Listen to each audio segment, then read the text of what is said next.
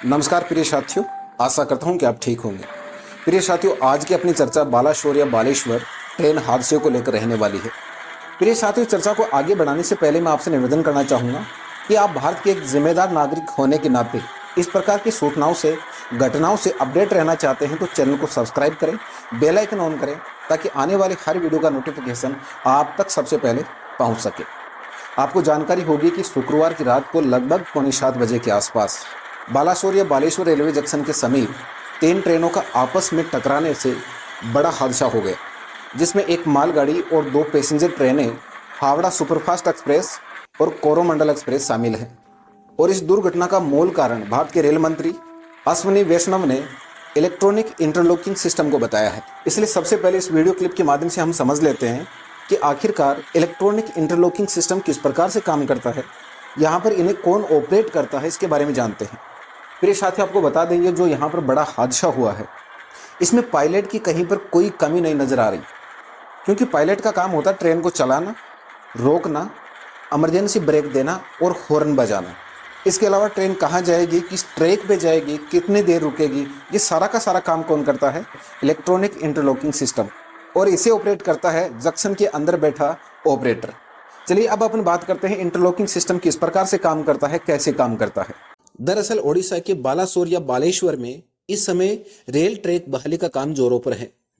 यहाँ शुक्रवार की रात 3 ट्रेनों के भीषण ट्रेन हादसे में लगभग 288 लोगों की मौत हो गई और 1000 से अधिक लोग घायल हो गए। बालासोर जिले के बहनागर बाजार स्टेशन पर 3 अलग अलग पटरियों पर 3 तरफा दुर्घटना में Bengaluru Howrah superfast express, Coromandel express और एक मालगाड़ी शामिल थी। रेल मंत्री अश्विनी वैष्णव ने बताया कि इसका कवच सिस्टम से कोई लेना देना नहीं है। इलेक्ट्रॉनिक इंटरलॉकिंग में बदलाव के कारण यह घटना हुई है और कहा कि रेलवे सेफ्टी कमिश्नर ने मामले की जांच की है, जांच रिपोर्ट आने दीजिए, लेकिन हमने घटना के कारणों और इसके लिए जिम्मेदार लोगों की पहचान कर ली है। यह इलेक्ट्रॉनिक इंटरलॉकिंग में बदलाव के कारण हुआ है, अभी हमारा फोकस बहाली पर है। बता दें, आज भारतीय रेलवे नेटवर्क में 7000 से अधिक रेलवे स्टेशनों में से केवल 100 छोटे स्टेशनों में अभी भी इन बिंदुओं को नियंत्रित करने के लिए मैनुअल लीवर हैं, बाकी इलेक्ट्रॉनिक रूप से संचालित हैं। भले ही तरह के मूल सिद्धांत सुरक्षा के लिए पुराने और समय प्रेक्षण मानक संचालन प्रक्रिया से लिए गए हों। कोरोमंडल एक्सप्रेस के मामले में कंप्यूटर में यह तर्क होगा कि यदि अपलाइन यानी कि जिस पर कोरोमंडल एक्सप्रेस थी खाली है और यदि पॉइंट अपलाइन की ओर से निर्देशित है और कोरोमंडल के लिए लॉक है तो सिंगल ट्रेन को हरा होना चाहिए था, जबकि ऐसा नहीं हुआ। इन 3 मुख्य घटकों में से प्रत्येक का कार्य क्या है समझते हैं।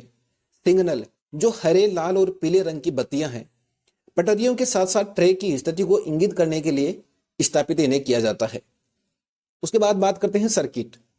ट्रैक यानी कि ऑक्यूपेंसी सेंसिंग डिवाइस के रूप में इन्हें जाना जाता है, जो ट्रेन की उपस्थिति का पता लगाते हैं कि इस लाइन पर या इस ट्रैक पर ऑलरेडी पहले से कोई ट्रेन है या नहीं है। अब अपन बात करते हैं इलेक्ट्रॉनिक इंटरलॉकिंग सिस्टम क्या है और किस प्रकार से यह काम करता है। रेलवे स्टेशन के पास यार्डों में कई लाइनें होती हैं। इन लाइनों को आपस में जोड़ने के लिए पॉइंट्स होते हैं। इन पॉइंट्स को चलाने के लिए हर पॉइंट पर एक मोटर लगी होती है।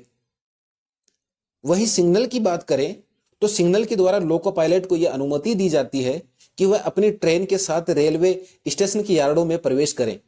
अब पॉइंट्स और सिग्नलों के बीच में एक लॉकिंग होती है। लॉकिंग इस तरह की होती है कि पॉइंट सेट होने के बाद जिस लाइन का रूट सेट हुआ हो उसी लाइन के लिए सिग्नल आए। इसे सिग्नल इंटरलॉकिंग कहा जाता है। इंटरलॉकिंग ट्रेन की सुरक्षा सुनिश्चित करती है। इंटरलॉकिंग का मतलब है कि अगर लूप लाइन सेट है तो लोको पायलट को मेन लाइन पर सिग्नल नहीं दिया जाएगा। मेन लाइन सेट है तो लूप लाइन का सिग्नल नहीं दिया जाएगा। इलेक्ट्रॉनिक और कंप्यूटर नेटवर्क के इस्तेमाल से दोनों ट्रेनों के बीच ट्रांजैक्शन को कंट्रोल किया जाता है। जब एक ट्रेन रेल नेटवर्क पर चलती है तो उसके पास एक इलेक्ट्रॉनिक इंटरलॉकिंग सिस्टम द्वारा प्रशिक्षित संकेतक होते हैं। ये सेंसर ट्रेन की स्थिति, गति और अन्य जानकारी को मापते हैं। इस जानकारी को सिग्नलिंग सिस्टम को भेजते हैं। सिग्नलिंग सिस्टम फिर उस ट्रेन के लिए उचित संकेत जारी करता है या प्रदान करता है, जिससे ट्रेन की गति, रुकावट और दूसरे सेंसर को कंट्रोल किया जाता है। यह प्रक्रिया लगातार होती रहती है, जिससे ट्रेनों को उचित संकेत प्राप्त होते रहते हैं, जिससे सुरक्षा सुनिश्चित रहती है। इस प्रक्रिया में इस्तेमाल होने वाले तकनीकों में micro processor, sensor, interface module, network connectivity और सफलतापूर्वक किए गए कई एल्गोरिदम शामिल होते हैं। प्रिय साथियों, आशा करता हूं कि वीडियो पसंद आया होगा और हाँ, वीडियो को लाइक करने के लिए, चैनल को सब्सक्राइब करने के लिए, मेरे साथ इस चर्चा में अंत तक बने रहने के लिए आपका बहुत बहुत प्रेम पूर्वक धन्यवाद।